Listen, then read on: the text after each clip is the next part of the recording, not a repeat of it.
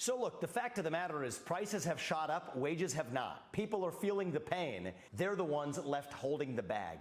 And so what I think we need a revival of in this country, Brian, is true capitalism. No shot, dude. That's so meta. Do you think if we had Rich Boy here in office, we would see any of the labor wins that we've been seeing recently? Okay, Vivek is back again with another hilarious interview, this time on Fox, a bit of a safer territory, and he's comparing economic strategies with fellow big businessman Kevin O'Leary. So I wonder what two out-of-touch rich guys think the solution to the economic struggles that everyday Americans face will be.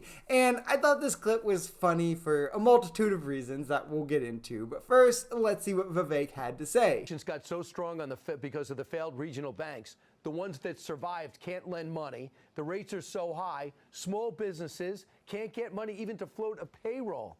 It doesn't seem like this administration knows how to balance a budget or run a dry cleaner, a deli, or a restaurant.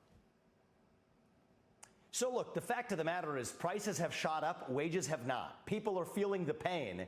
And the answer is Bidenomics is really only working in name because of the optical illusion they've created by government spending in picking favorites. Okay, so a few things here. Obviously, a few years removed from the pandemic, none of the banking stuff is going to be perfect, and we'll get into the small business dealings in a minute. But do you think if we had Rich Boy here in office, we would see any of the labor wins that we've been seeing recently? Like, no, they would all go away. The NLRB stuff, the card check certifications, these are huge steps forward that unions have seen and that we've taken under Biden. Even expanding overtime pay to salary workers up to $55,000, up from $32,000 or $35,000 where it was.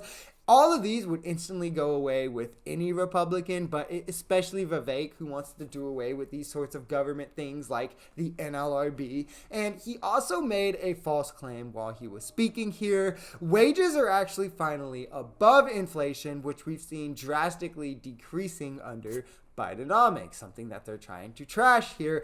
And in every facet of small business that we've seen, there's been an increase in spending every year under the Biden administration. Lastly, while this year government jobs are higher than healthcare and the other sectors, we've seen a massive increase in all the sectors. And the prior year, healthcare was almost double what government jobs were. And even with this increase that we've seen, it's about 161,000 jobs less that would be created this year than we saw in pre-pandemic levels, during the Trump administration. But let's continue with this clip. The number one sector that expanded jobs, Brian, in the first half of this year was actually the government itself.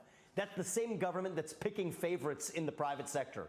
If you're in the electric vehicle business or in some sort of climate change driven business, great, they'll shower government aid on you. But small businesses across this country that aren't playing that game, that can't afford to lobby for their business from the federal government, they're the ones left holding the bag.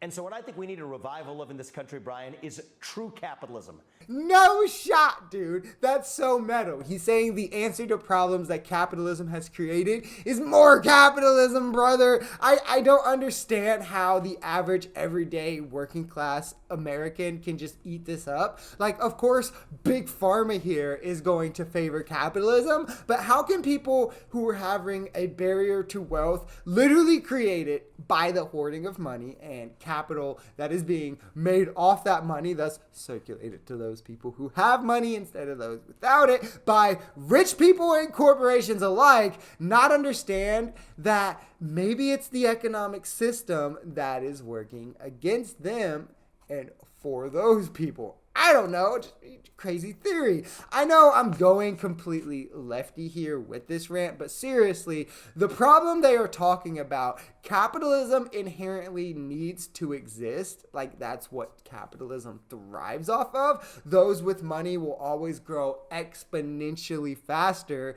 than those without it, because in capitalism, it takes money, capital, to make money. That is how capitalism works. And the money will always go to those who have money. So those without money are always getting the short end of the stick. They don't have any money to create money to the same extent as the bigger people. Even if they succeed It's a much bigger hill that they need to climb to get there. He's saying that we need true capitalism, more capitalism is what he means, because that's what those who are already on the top of the hill need to succeed. That'll make, what they're thriving off of on top of that hill, it'll make it more bountiful, because the less people who reach the top, the less people they have to share with, the more they have for themselves, So the last thing that you need, small business owner, worker, anyone trying to succeed alike, anyone trying to climb that hill of success, is a system that makes it harder for you to get there, i.e., capitalism. If you enjoyed this video, we're Social Society. We're a commentary channel influenced by politics, society, and the economy. We're pretty left-leaning on this channel, but we're open to our right-wingers as well. The biggest thing here is having conversations that get everyone to the bottom of the truth. If that sounds like something that excites you, consider smashing that subscribe button, leaving us a like, or even commenting on this video, because the only way we become a society is together.